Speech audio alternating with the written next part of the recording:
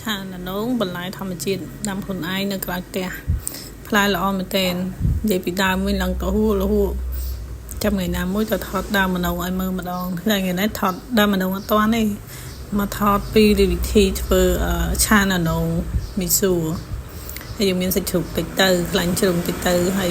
ប៊ីគឺខ្ទឹមសច្រាំតិចទៅស្លឹកខ្ទឹមស្លឹកអីហ្នឹងហើយក៏មានមីស៊ូជាកដោអីចឹងណាហើយដំបូងយើង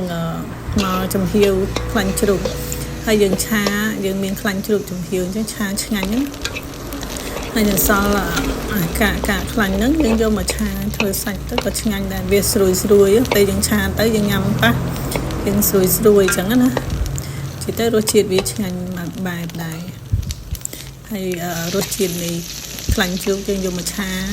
អញ្ចឹងវាឈ្ងុយជាងប្រេងស្ដាយតែបងប្អូនតอมប្រេងតอมខ្លាញ់តอมអីដាក់ប្រេងអូលីវប្រេងអីក៏បានមិនជាបញ្ហាទេតែគ្រាន់ថារសជាតិនេះគឺរសជាតិដើមអញ្ចឹងយើងឆាបែបហ្នឹងឆ្ងាញ់ហើយយើងឆាកំប៉ុងខ្ទឹមកំប៉ុងអីរៀងឡើងក្រហមតិចទៅដាក់ហាច់ប៊ីគឺអីចូលទៅកូរមួយគ្នានឹងទៅដើម្បីឲ្យវាមានក្លិនឈ្ងុយចេញពីហាច់ប៊ីហ្នឹងណាពេលយើងដាក់មីស៊ូដាក់សាច់ដាក់កណ្ដូងទៅធំឈ្ងុយឆ្ងាញ់តែម្ដង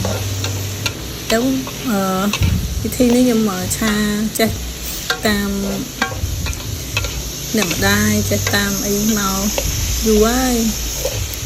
ហើយឆាតែអញ្ចឹងឯងញ៉ាំឆ្ងាញ់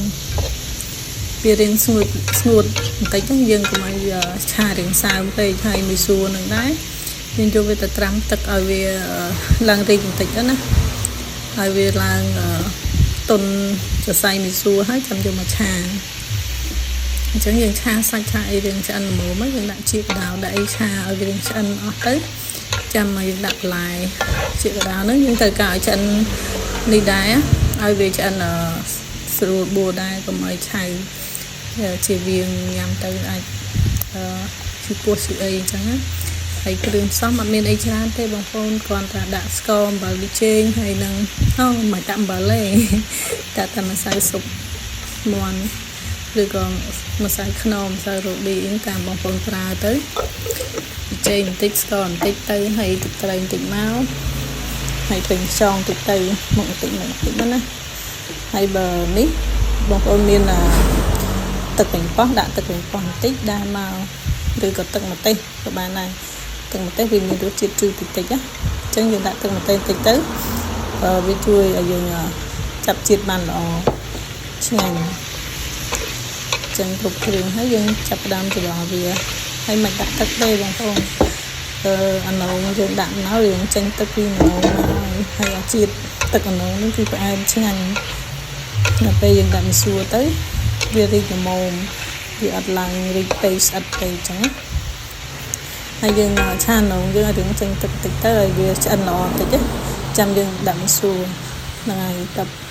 ជាពេលប៉ុណ្ណឹងយើងដាក់មីស៊ូបានហើយមីស៊ូយើងត្រាំទឹកឲ្យរៀងរីកល្អដែរមកល្មមអញ្ចឹងណាសរសៃប៉ុណ្ណឹងគឺល្មមមកហើយយើងចាប់ដាំជូរលាស់វាទៅឲ្យរៀងសពគ្រឿងសពអីជាមួយមីស៊ូហ្នឹងទៅរសជាតិមកអេមបងប្អូនអ្នកធ្លាប់ញ៉ាំគឺឃើញហើយចង់ធ្វើញ៉ាំដែរ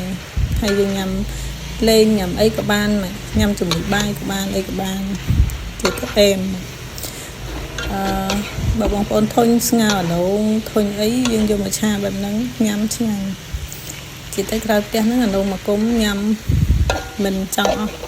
មានថ្ងៃណាទៅក៏ស្ងោរត្រីថ្ងៃណាទៅក៏ស្ងោរសាច់ជ្រូកថ្ងៃណាក៏យកមកឆាពងទាឥឡូវយកមកឆាជាមួយមីស៊ូម្ដងឃើញសភាពមើលទៅលឹងកណោហ្មងអ្នកធ្លាប់ញ៉ាំអ្នកចេះញ៉ាំឃើញហើយគឺថាចង់ធ្វើញ៉ាំអីនិយាយទៅខ្ញុំពីខមមិនមែនទេចំពោះមុខម្ហូបមួយមុខនេះឆ្ងាញ់ហើយញ៉ាំហើយជំនួយដែរព្រោះវាមានជាតិបន្លែជាតិសាច់ជាតិអីនៅនឹងស្រាញ់វាអាចញ៉ាំទៅតិចក្នុងបន្លែណូហ្នឹងណា